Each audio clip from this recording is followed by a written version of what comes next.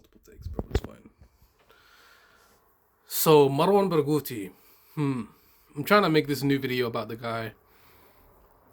It's taking some time, but just like a little draft, this is draft number 1.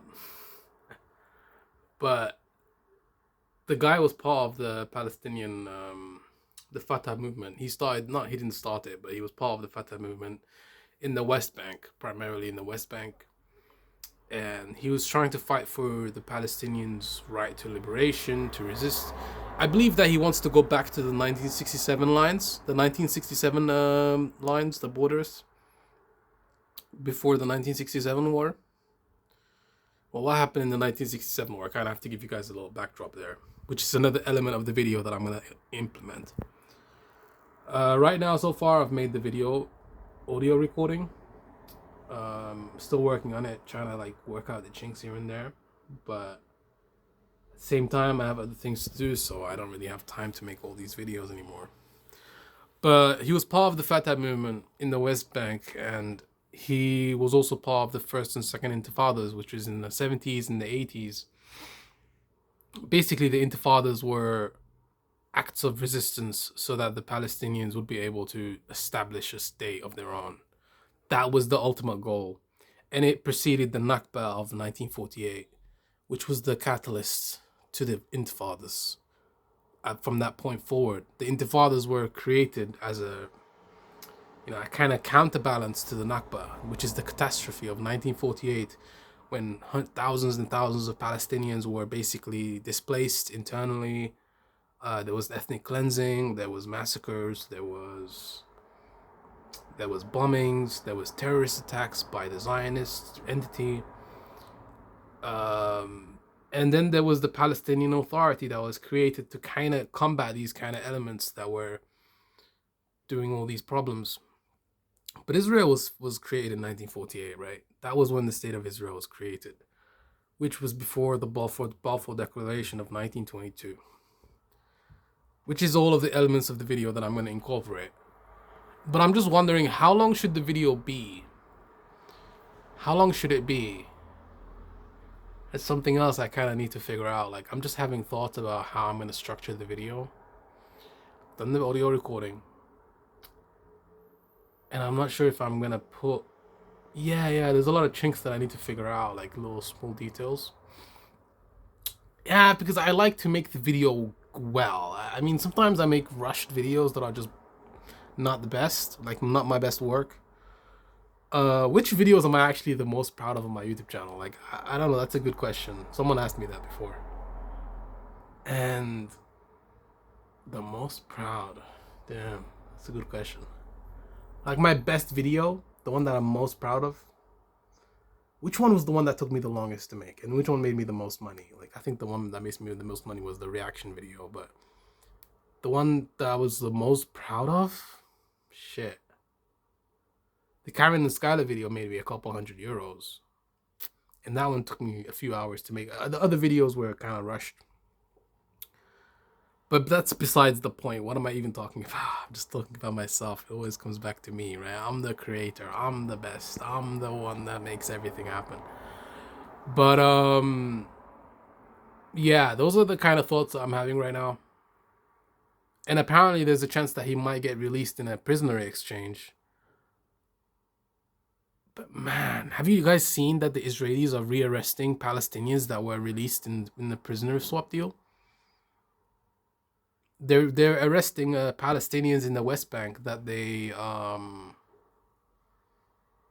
arresting Palestinians in the West Bank that they fucking released in a prisoner swap deal. Do you guys not understand how crazy and cynical and just narcissistic that is?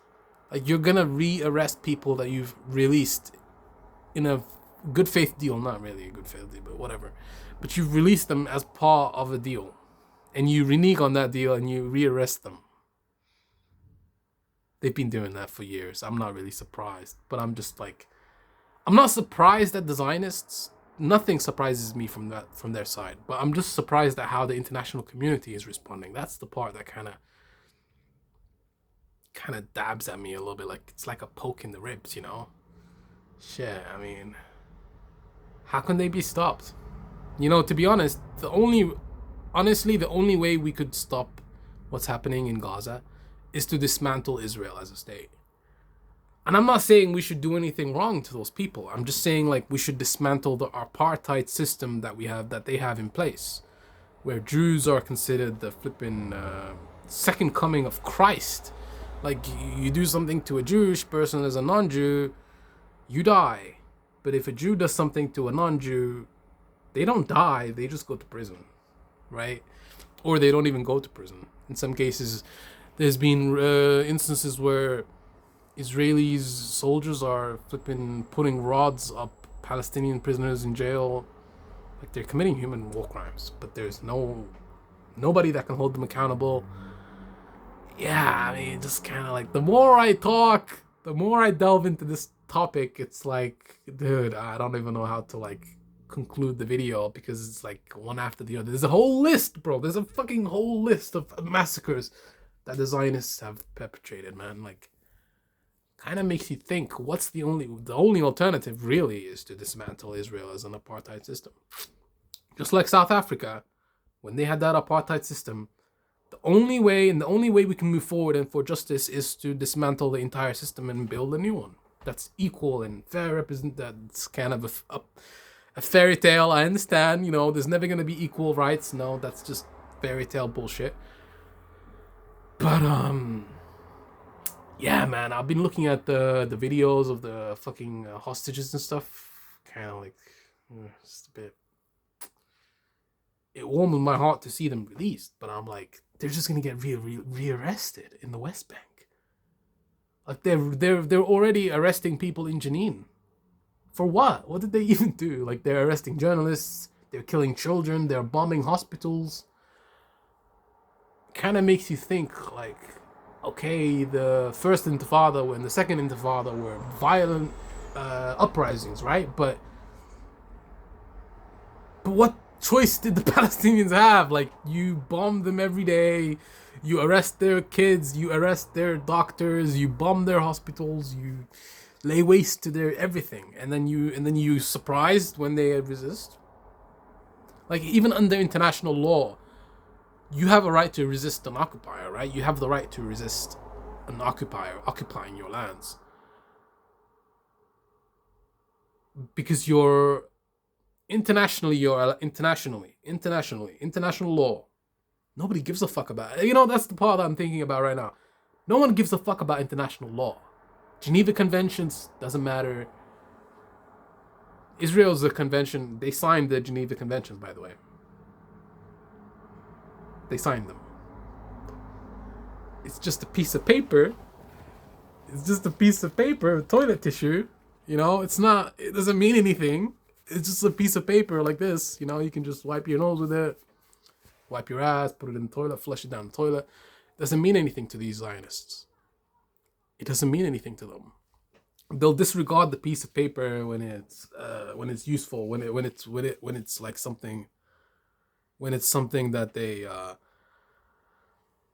you know, when they don't like, they just throw it away. The Oslo Accords, thrown away. The Abraham was thrown away. Everything, bro. Everything, every single deal that the Palestinians got was bullshit. And even then, when they signed it, the Israelis don't fucking hold up their side of the bargain. Ever.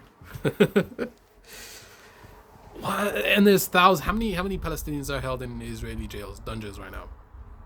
10,000, 11,000. Amnesty International saying it's 11,116. I'm not sure exactly. So, and there's a couple hundred that are held without trial. No trial. If there's no trial, then how can you even determine someone's guilt or innocence? It doesn't make sense to me, man. Yeah, it's administrative detention for terrorists, someone that they consider a terrorist. But who is a terrorist? The Al-Qassam Brigades are terrorists? Hamas is a terrorist organization? How?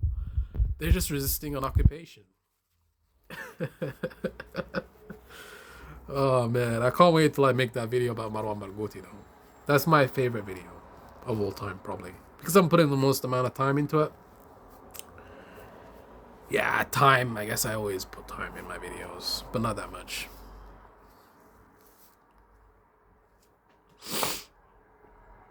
Yeah, it's a bit harrowing, man. Like, I don't think it's ever gonna change over there. Yeah, no, don't think so. And then when people talk about October 7th, it's like, oh my God, this is the worst thing to ever happen to Jews. Like, oh my God, oh my God, oh my God, oh my God. But then when 2,000 Palestinians die in an airstrike or whatever, it's like, oh, it's whatever. It's just the end of it. It's it's just, it's just a response, a legitimate response. I don't know, man. Yeah, I don't know. I don't know. I'm not gonna visit Gaza if the ceasefire holds. I support them. Like, I support them, but I'm not gonna go fight for Gaza. You know, the only country that I would fight and die for is Somalia. That's it. That's the only country that I would fight for. But you can give political support. You can give military support. You can give just talking. You can give support. You know, to people that you feel are worthy of it. But yes. Thank you guys for watching. I'm out. Peace.